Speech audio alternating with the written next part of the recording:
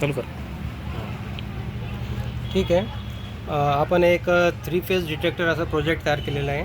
तर याच्यामध्ये 3 phase in आहे आणि 3 फेज आउट आहे, म्हणजे 3 फेज लोड आहे.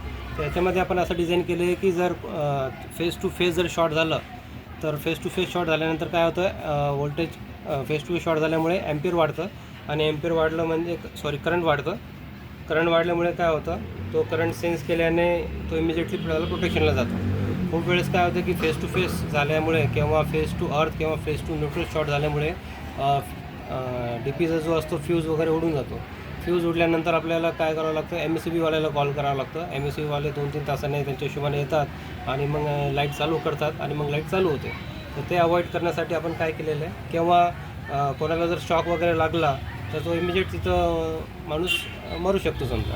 तर तो मरू नये किंवा जास्त डिले होऊ नये लाईट चालू करण्यासाठी, त्यासाठी आम्ही काय केलं, एक प्रोटेक्शन सर्किट बनवलं आहे की जेव्हाही फेस टू फेस किंवा फेस टू न्यूट्रल किंवा फेस टू अर्थ जेव्हा शॉर्ट होईल, शॉर्ट केल्यानंतर एकदम ॲम्पियर वाढेल म्हणजे करंट वाढेल.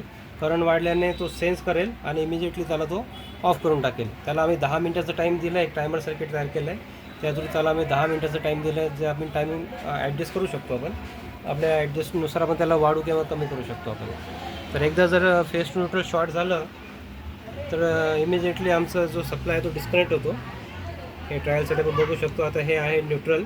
हे न्यूट्रल जे आम्ही फेसला टच केलं तर MSCBचं जी लाईट आहे ती इमिजिएटली ऑफ होऊन जाते. हे फेस टू फेस 3 हे शॉर्ट केल्यानंतर हे 10 मिनटाचं टायमिंग याला. 10 मिनटानंतर हे टायमर त्याला ॲटोमॅटिकली ऑन करून देईल. तर हे सर्किटमुळे काय होईल, कोणालाही शॉक वगैरे लागणार नाही किंवा फ्यूज वगैरे उडणार नाही. हे बघा 10 मिनटानंतर 30 सेकंडनंतर ॲटोमॅटिकली ते ऑन झालेलं आहे, फेस 1, फेस 2 आणि फेस 3. तसंच हे अर्थ आहे खालचं. हे अर्थ टू मी फेस जेव्हा शॉर्ट करतो तेव्हाही ते ॲटोमॅटिकली ट्रिप होऊन जातं. ते 30 सेकंडचा टाईम दिला आहे आम्ही. 30 सेकंडनंतर ते ॲटोमॅटिकली परत ऑन होईल आणि जर शॉर्टिंग असेल तर परत इमिजिएटली ऑफ होऊन जाईल. हे टाईम आम्ही ॲडजस्टमेंट करू शकतो. आपल्या लागेल त्याप्रमाणे आपण ॲडजस्ट करू शकतो टायमिंग. तर हे सर्किट कसं काम करतं, जे 3 फेस आहे ते 3 फेस आम्ही या 3 ट्रान्सफॉर्मर वापरलेले. आम्ही या 3 फेसला आम्ही त्याच्या प्रायमरीला इनपुट दिलेलं आहे आणि सेकंडरीमधून रिलेला दिलेलं आहे आणि रिले थ्रू कट ऑफ करून पुढे लोडला दिलेलं आहे.